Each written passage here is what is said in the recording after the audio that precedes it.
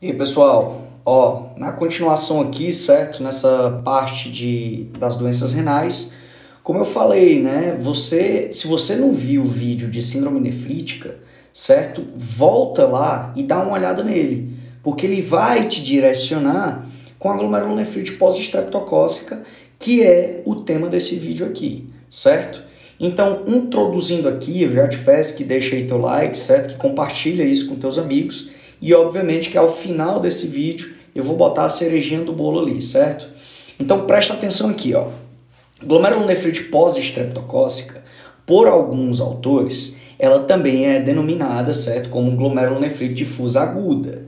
Só que você tem que entender que glomerulonefrite difusa aguda é a própria síndrome nefrítica, certo? Mas assim, os autores já dizem, ó, e tá dito, é literatura, beleza? Então, se lá na questão você tiver o nome glomerulonefrite difusa aguda, pensa que é glomerulonefrite pós-estreptocócica, beleza? Só um detalhe inicial aqui.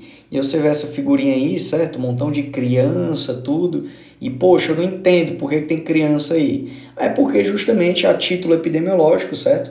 A glomerulonefrite pós-estreptocócica ela é mais frequente na infância. Então você já pensa, se eu tenho um quadro clínico de uma criança que evolui, certo, com uma síndrome nefrítica, obviamente que tem os antecedentes de infecção, eu tenho que pensar em glomerulonefrite pós-estreptocócica, tá certo? Então, dando início aqui, certo, a glomerulonefrite pós-estreptocócica, a GNPE, certo, a GNDA, que é a glomerulonefrite difusa aguda, certo, a gente vai entender mais ou menos aqui como é que funciona o quadro clínico da glomerulonefrite pós-estreptocócica. Então, para você começar a pensar nessa alteração, você tem que ter o quê? Uma criança, na maioria das vezes, certo? Uma criança, tá? Que apresenta um antecedente de infecção. Mas que infecção é essa? Uma infecção bacteriana, obviamente, pelo estreptococo beta-hemolítico do grupo A, certo? Que é o estreptococo piógeno, tá bom? E aí você tem um quadro de faringoamigdalite, certo? Estreptocócica, ou seja, o estreptococo beta-hemolítico do grupo A, lembra disso, que é o estreptococo piógeno, tá bom? Ou você pode ter até um quadro de piodermite, ou seja, uma infecção de pele, uma infecção bacteriana de pele, tá? E na maioria, ou seja, na maioria dos casos clínicos, eles exploram o que é o tempo de evolução, certo? A partir desse quadro infeccioso, o tempo de evolução para o paciente evoluir com a clínica de glomerulonefrite pós-estreptocócica. Quando nós estivermos falando sobre faringoamigdalite, você vai ver um período de incubação, tempo de evolução, certo? De maior ou igual a uma semana.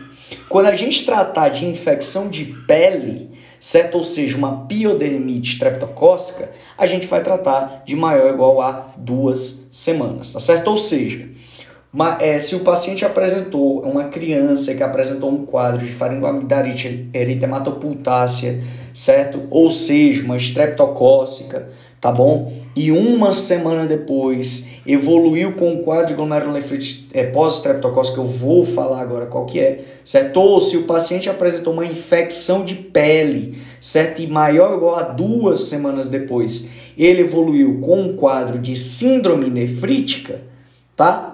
Você tem que pensar em glomerulonefrite pós-estreptocócica. Não tem erro, cara. Tem que pensar nisso, tá bom? Você pensa em síndrome nefrítica. Agora, poxa, eu falei no início do vídeo. Você viu, eu botei um vídeo exclusivo de síndrome nefrítica. Eu repito aqui. Mas dá uma olhada lá no vídeo que ele está um pouco mais detalhado. Ou seja, é um paciente, uma criança lá de 10 anos de idade, que ela teve um quadro de faringoamigdalite, certo? A mãe fez um mau tratamento, certo? Ou seja, ou o médico indicou o tratamento mal, tá? Ou a mãe não cumpriu com o tratamento, tá bom? Ou qualquer um desses quesitos aí, e a criança maior ou igual a uma semana depois, certo? Ou seja, pode ser 2 semanas depois também, tá? Mas o limite é uma semana. Ela começou a apresentar um quadro de hipertensão arterial, você vai medir pelas tabelas, tá? Ela apresentou um quadro de hematúria, geralmente os casos clínicos trazem como urina escura, tá bom? Urina rosada, urina avermelhada, tá? Ele vai apresentar oligúria, edema de membros inferiores, tá bom? E aí, a nível laboratorial, por exemplo, ele apresenta azotemia. Azotemia, lembra lá, que é o aumento das excretas nitrogenadas a nível sérico, ou seja, ureia e creatinina, tá bom? Então ele vai apresentar esse quadro bem florido e você tem que pensar em glomerulonefrite pós-estreptocócica. Então, já de início aqui, eu te digo uma coisa. O diagnóstico de glomerulonefrite pós-estreptocócica ou glomerulonefrite difusa aguda, ele é clínico, tá bom? Tem que entender que ele é clínico. Pronto. Agora, eu posso solicitar exames complementários para me guiar, tá? Eu posso solicitar alguns exames complementares para me guiar. E eu já te antecipo aqui, tá? Que você, na maioria das vezes, não solicita biópsia. Biópsia, sim, é confirmatório. Mas na glomerulonefrite pós-estreptocócica, você não vai solicitar biópsia para todo mundo, tá bom? Antes de solicitar, ou seja, o paciente apresentou o quadro clínico anteriormente falado, certo? Antes de solicitar alguns exames complementares, você tem certo? Você tem que fazer algumas perguntas. São 4 as perguntas, só a título mesmo de literatura, certo? Para você se guiar com os casos clínicos aí, ó. A primeira pergunta é se o paciente apresentou anteriormente, certo? Um quadro de faringite ou piodermite recente, certo? É piodermite aí, certo? Infecção de pele recente, tá? Se essa infecção foi bacteriana, tá bom? E a segunda pergunta seria, o período de incubação é compatível? Eu falei anteriormente, faringite maior ou igual a 1 semana depois, tá? A criança começa a apresentar um quadro de glomerulonefrite pós-estreptocócica, uma síndrome nefrítica, tá? Na piodermite, o paciente, a criança, vai apresentar maior ou igual a 2 semanas depois o início do quadro de glomerulonefrite pós-estreptocócica. Tá certo? Qual a terceira pergunta aqui? É infecção estreptocócica? E, cara, para eu saber se ela teve infecção estreptocócica, eu tenho que solicitar exame complementar. E eu vou te falar quais são os anticorpos que a gente vai solicitar nos exames complementares laboratoriais. Por exemplo, já para iniciar falando aqui, na faringite a gente vai solicitar o ASO, ou ASLO, né, que é o anticorpo antistreptolizina O. Na piodermite, você vai solicitar o anti-DNase B, tá certo? Então, são detalhes assim que eu vou montando o quebra-cabeça aqui contigo e mais na frente, no final, você vai saber desse tema. E a quarta pergunta, certo? É se houve ou se há queda transitória do complemento, tá? Lembra lá que para você diferenciar, a partir do momento que eu te falei no vídeo de síndrome nefrítica, que no detalhe lá final, que para você diferenciar as glomerulonefrites, tá? As glomerulopatias, né? Você pode se basear principalmente pelo nível de complemento. Porque, por exemplo, o principal diagnóstico diferencial da glomerulonefrite pós-estreptocócica é a doença de Berger. Só que na glomerulonefrite pós-estreptocócica eu tenho um complemento reduzido e na doença de Berger meu complemento está normal. Mas elas são bem parecidas, tá certo? Obviamente que na doença de Berger é hematúria, na maioria das vezes é assintomático, mas eu vou deixar a cerejinha do bolo para o final aqui, tá? Então, quais são os exames complementares que eu tenho que solicitar a partir de um paciente que eu penso, certo? Do quadro clínico dele que eu penso que ele tem uma glomerulonefrite pós-estreptocócica. Cara, olha aqui, concentra, certo? Se eu tenho alteração na minha estrutura ou função renal, certo? Eu vou ter que solicitar exames que me direcionem ao rim. Então, o que eu vou solicitar primeiro? Um exame de urina, ou seja, que é denominado urina tipo 1 ou EAS, tá? Eu já te digo quais são as características que irão ser encontradas nesses exames aqui.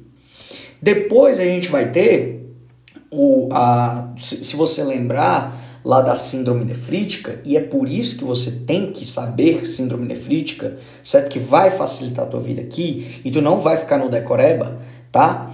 Você vai ter que solicitar a dosagem sérica de ureia e creatinina. Porque, cara, presta atenção, Se elas estiverem aumentadas, vai indicar duas coisas. Se estiverem elevadas, vai indicar duas coisas. A primeira delas é que tu realmente está frente a um síndrome nefrítico. E a segunda delas é que, poxa, tua função renal tá ruim. Entendeu? Tua função renal tá ruim. Por quê? Porque eu não estou excretando. Tá bom? Depois a gente vai ter a dosagem do complemento. Poxa, guarda isso na tua mente, não esquece mais. Quando você tiver frente a um quadro, certo, de alteração urinária, meu irmão, solicita complemento.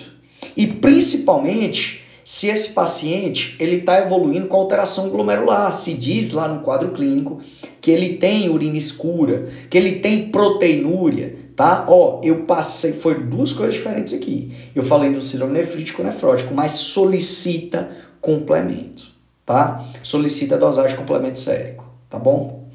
Depois a gente vai ter que confirmar a infecção estreptocócica, que eu falei nas perguntas anteriores, tá bom? Eu falei isso nas perguntas anteriores. Então, a partir disso, o que a gente vai encontrar em cada um desses?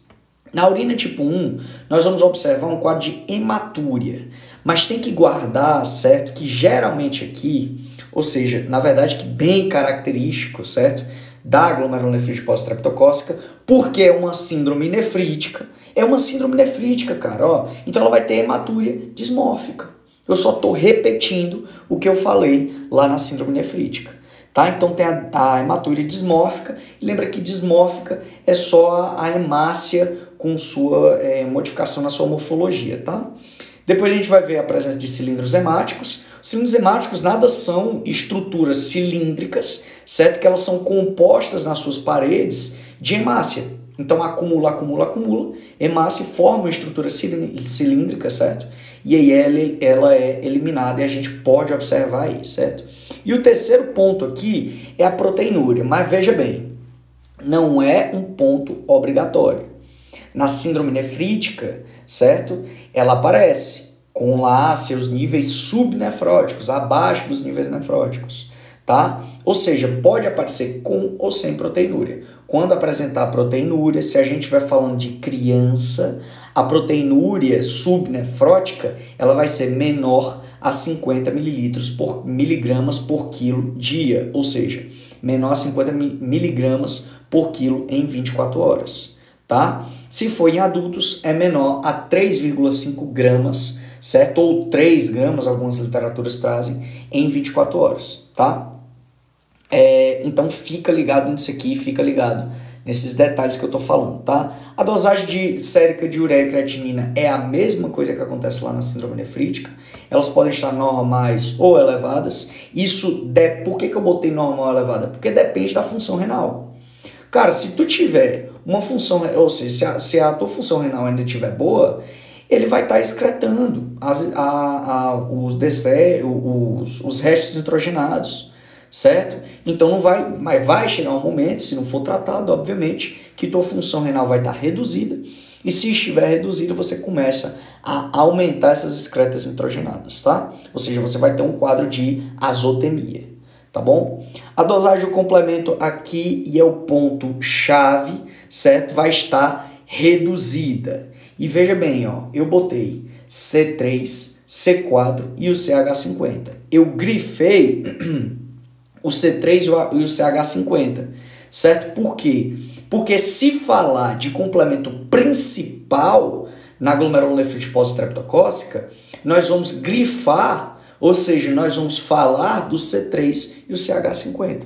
O C4 pode estar até normal, ou um pouco reduzido, mas os que mais se reduzem é C3 e CH50. O C4 não vai estar normal não, tá? É só para você entender. Ou seja, comparado com os outros, ele vai estar menos reduzido. É isso, certo? Mas os principais, guarda, que é o C3 e o CH50. E para confirmar a infecção estreptocócica, eu vou falar se o paciente tiver um antecedente de uma amigdalite, ou seja, uma faringoamigdalite